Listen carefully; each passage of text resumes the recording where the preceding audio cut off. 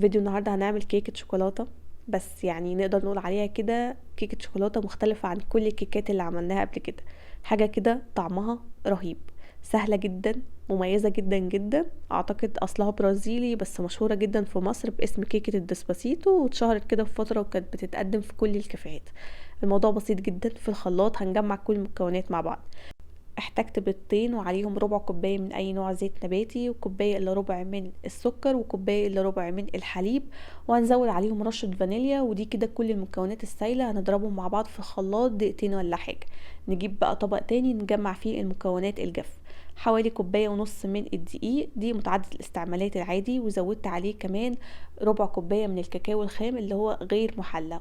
وطبعا هنعدي الكلام ده كله على مصفى، خصوصا الكاكاو لازم يعدي على مصفى عشان بيكون مكلكع على بعضه شوية كده. هزود عليهم حوالي معلقة كبيرة ممسوحة من البيكنج باودر، رشة ملح صغيرة كده على الدقيق، وبس كده. هي دي كل المكونات الجافة. نمزج بقى المكونات الجافة مع المكونات السايلة. ضربت المكونات السايلة زي ما قلت لكم في الخلاط دقيقتين كده ولا حاجة، لحد ما يمتزجوا مع بعض والسكر يدوب ويعملوا رغوة على الوش كده. وبعد كده نقلبهم بقى مع بعض. القوام تقيل زي ما انتم شايفين لان فاضل مكون واحد، المية السخنة. نص كوباية من المية السخنة جدا او مية مغلية. هزود عليها حوالي معلقة صغيرة من اي نوع قهوة سريعة الذوبان. الاضافة دي بتفرق جدا جدا في طعم الكيكة. هي مش بتخلي طعمها قهوة ولا حاجة، بس بتعزز طعم الكاكاو. بس طبعا لو حابين تستغنوا عنها تقدروا استخدموا المية السخنة من غير اي اضافات. قلبت بقى كل حاجات مع بعض كده زي ما انتم شايفين بالويسك العادي خالص. وبس كده الكيك بتاعنا بقى جاهز، وده القوام المظبوط اللي المفروض توصلوا له. لحد كده جامد جامد. الخطوه اللي بعد كده طبعا ان احنا ننقل الكيك بتاعنا في القوالب. القوالب المشهوره للكيكه دي هي القوالب الورق اللي بتدخل الفرن، ليها اشكال كتير جدا واحجام كبيره وصغيره. تقدروا تشتروها من كل مكان، وبتدخل فرن عادي ومبيحصلهاش اي حاجه. او تستخدموا صينيه كبيره، او قوالب اللي هي بتدخل فرن اللي هي الاطباق اللي هي الصيني اللي موجوده عندنا في البيت. اي حاجه وكل حاجه تقدر تستخدموها.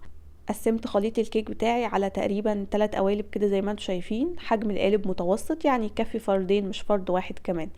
الكمية اللي تتحط في القالب يعني اكتر من النص بشوية، او تقريبا التلتين، عشان ندي مساحة للكيك ان هي ترتفع، وندي برضو مساحة كمان ان احنا لسه هنحط صوص على الوش. نقلتهم بس في صينيه كده عشان يسهلوا عليا دخولهم وخروجهم من الفرن. وادخلهم على الفرن يكون متسخن كويس على حراره 180 في الرف اللي في النص. بياخدوا حوالي 25 دقيقه. نختبرهم بخله اسنان كده، لو خرجت نظيفه يبقى كده التسويه بتاعتهم تمام.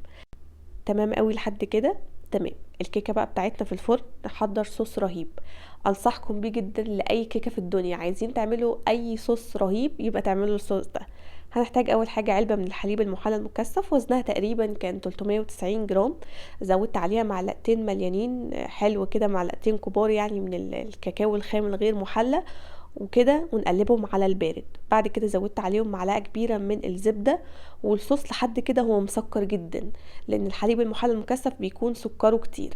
عايزين نخفف حلاوه الصوص ده، قدامنا طريقين: يا اما كريمه اللي هي كريمه الخفق بتاعه الحلويات، يا اما علبه قشطه، علبه كامله من القشطه، او لو عندكم قشطه في البيت اي نوع قشطه. انا استخدمت الكريمه، حطيت منها تقريبا نص كوبايه. ناخد بقى الكلام ده كله ونرفعه على النار مع التقليب المستمر. نفضل نقلب فيه حوالي 10-12 دقيقة كده ولا حاجة. هيتقل معاكم شوية، بس لما بيبرد بيتقل كمان. يعني هو كل ما بيسخن قوامه بيبقى سايل شوية، بس لما بيبرد بيتقل ويبقى زي ما انتوا شايفين كده. ده القوام اللي المفروض تشوفوه بعد ما يبرد تماما. الصوص ده رهيب وانصحكم بيه جدا، طعمه غني بشكل مش طبيعي. الكيكة تقريبا كانت استوت في الفرن، اخدت معايا حوالي 25 دقيقة ووصلت للشكل اللي انتوا شايفينه ده. اختبرتها بخلة اسنان خرجت نظيفة، يبقى تمام. شايفين بقى؟ عملت قبة كده، بس اوكي احنا مش محتاجين القبة دي في حاجة، عشان لما اوزع الصوص على الوش يكون متوزع كده بالتساوي. فشلت القبة دي كده بسكينة. وبعد كده هبدأ بقى ان انا اوزع الصوص على وش الكيك. الكيك تقريبا كان دافي كده، والصوص كمان دافي. هي كيكة شتوية شوية لان هي بيبقى طعمها احلى وهي دافية. الصوص يكون منهار كده ورايح من كل حتة. وزعت بقى كمية كويسة كده على وش الكيك. بتحبوا بقى كتير او قليل زي ما انتوا حابين. انا كمان عشان شلت القبة بتاعة الكيك من فوق، فالكيكة هتبقى مسموح لها ان هي تشرب من الصوص ده على قد ما تقدر. فالصوص ده هيبقى من فوق ومن جوه ومن كل حتة، حاجة كده رهيبة. شايفين بجد الجمال؟ حاجة كده انهيار، لذاذة مش طبيعية بجد، لازم تجربوها. ولما ياكلوها من ايديكم مش هيصدقوا ان انتوا عاملينها في البيت.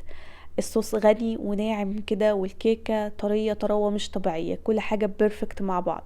لازم تجربوها، لان انا متأكدة ان انتوا لما تجربوها هتعجبكم جدا جدا جدا، ومختلفة بجد عن اي كيكة شوكليت عملناها قبل كده.